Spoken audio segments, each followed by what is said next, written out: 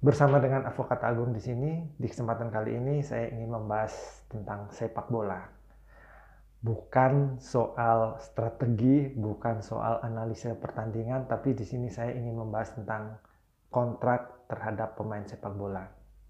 Kalau kita bicara soal sepak bola di Indonesia, di sini sudah menjadi sebuah industri ya, yang mana di dalam industri tersebut berkembang pula bisnis-bisnis mulai dari transportasi, karena untuk lalu lintas pemainnya, untuk bepergian, untuk bermain tandang maupun kandang, dan juga ada juga bisnis perhotelan, ada juga bisnis merchandise, dan yang pasti bisnis inti dari industri sepak bola itu sendiri adalah terkait dengan penggunaan jasa pemain.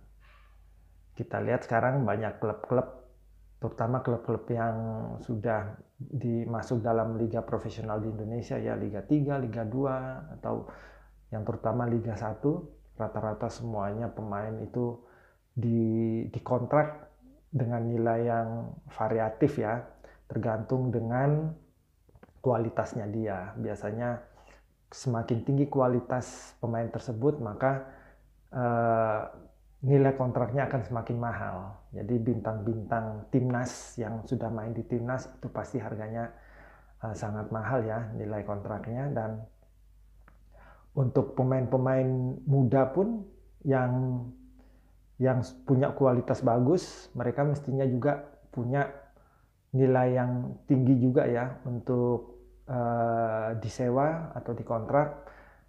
Dan kalau kita lihat saat ini, mungkin kalau pemain-pemain sepak bola ya, mereka awam soal hukum, jadi terkadang kalau untuk kontrak mungkin mereka sudah menyerahkan ke agennya ya untuk mengurus segala sesuatunya. Tapi yang harus diketahui di sini, yang harus ditanamkan di dalam diri pemain-pemain sepak bola kita yang profesional, Anda jangan hanya menyerahkan atau pasrah bongkoan kepada agen, tapi Anda juga paling tidak harus mengerti sedikit tentang hak dan juga kewajiban saudara, terutama hak ya. Karena jangan sampai ketika Anda telah menandatangani kontrak, namun ternyata pemain tersebut akan menjadi rugi ya dengan klausul-klausul yang ada. Dan latar belakang dari saya membuat konten ini teman-teman itu setelah saya melihat ada sebuah konten ya di situ, yang diwawancara adalah Jackson F. Tiago. Jackson F. Tiago ini adalah seorang mantan pemain liga profesional di Indonesia. Sekarang kalau nggak salah dia pelatihnya Persis Solo ya. Dulu dia pernah bermain di Petrokimia Gresik dan juga pernah di Persebaya, klub favorit saya dari kecil, dan membawa Persebaya menjadi dulu juara Liga Indonesia ya, juara Ligina. Dan kasus ini itu menimpa kepada anaknya. Kalau saya bisa tarik kesimpulannya, itu terkait dengan kontrak. Jadi dia membeberkan bahwa anaknya Hugo Samir ini juga adalah pemain timnas under 20 ya kalau nggak salah. Dia ini katanya 2 tahun yang lalu itu dia sempat mau ditawarkan. Dia sempat ditawar oleh 2 klub luar negeri ya, yaitu ada dari Brasil sama Portugal. Dan di awal-awal Jackson F. Tiago sudah menyampaikan bahwasanya Hugo Samir boleh dikontrak di Persis Solo, namun ketika ada tawaran dari luar negeri, ada 8 negara ya yang pembinaan sepak bolanya bagus, diantaranya seperti Inggris, terus juga Spanyol, ada Brasil juga, ada Portugal juga.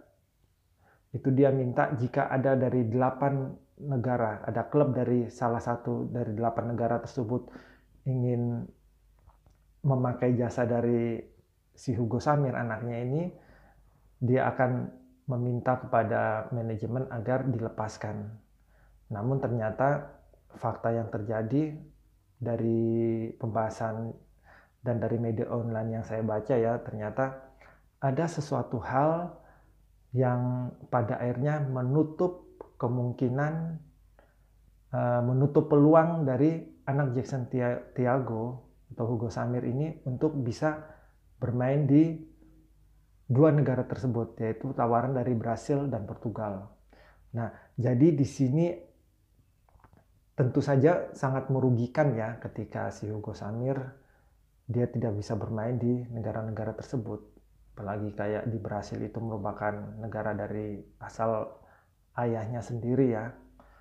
Nah, dari kasus ini kita melihat bahwasanya jika dari awal perjanjian kontrak itu jelas mengatur hal-hal yang detail seperti ini, saya rasa si Hugo Samir saat ini mungkin sudah berada di Brasil ya, sudah main di klub-klub di Brasil atau di Portugal. Namun karena di dalam kontrak mungkin tidak jelas dan juga tidak detail ya untuk hal-hal seperti ini, pada akhirnya keinginan atau peluang dari Hugo Samir itu akhirnya pupus. Jadi dari sini kita bisa melihat bahwa sangat penting sekali untuk menganalisa, untuk mempelajari kontrak setiap pemain. Dan saran saya kepada pemain, bacalah atau paling tidak kalian bisa mengerti apa yang menjadi hak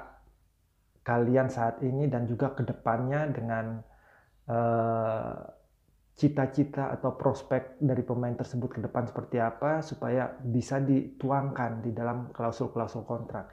Dan di sini juga PSSI harusnya juga bisa memberikan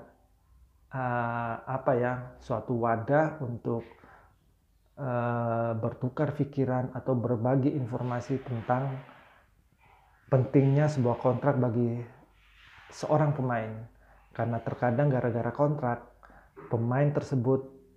seorang pemain itu karirnya tidak bisa berkembang. Kita berkaca kepada kasus Hugo Samir tadi ya, semoga saja ketika di lain hari, di lain waktu tidak jadi seperti kasus-kasus seperti ini, yang mana gara-gara kekurangan detailnya pengaturan dalam klausul-klausul kontrak pemain itu pada akhirnya merugikan si pemain tersebut. Demikian pembahasan saya kali ini, semoga bisa bermanfaat. Salam olahraga. Terima kasih.